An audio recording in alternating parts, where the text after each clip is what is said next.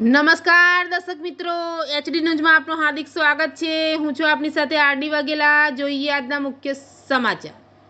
હાસોડમાં car repairing શોરૂમમાં આગ લાગતા 3 car બળીને ખાક। અંકલેશ્વરમાં કાર રિપેરિંગના શોરૂમમાં કોઈ કારણોસર આગ લાગી હતી। આગની ઘટનામાં 3 કાર બળીને ખાક થઈ જતા મોટું આર્થિક નુકસાન થયું હોવાનું અનુમાન છે। હાસોડમાં દક્ષિણ ગુજરાત વીજ કંપનીની કચેરી નજીક આવેલ બોસ કંપનીના કાર રિપેરિંગ શોરૂમમાં અચાનક આગ લાગવાની ઘટના સામે આવી છે। આગે થોડી જ વારમાં વિકરાળ સ્વરૂપ ધારણ કરતા સમગ્ર વિસ્તારમાં અફરાતફરી મચી ગઈ હતી।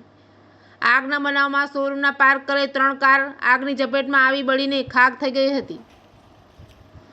આગ લાગવાનું ચોક્કસ કારણ હજુ સુધી સામે આવ્યું નથી।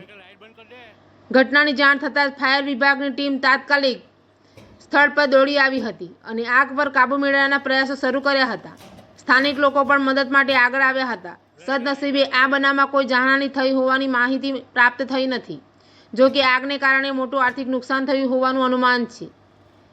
એચડી ન્યૂઝ સાથે રિપોર્ટ જયેશ પ્રજાપતિ, અંકલેશ્વર।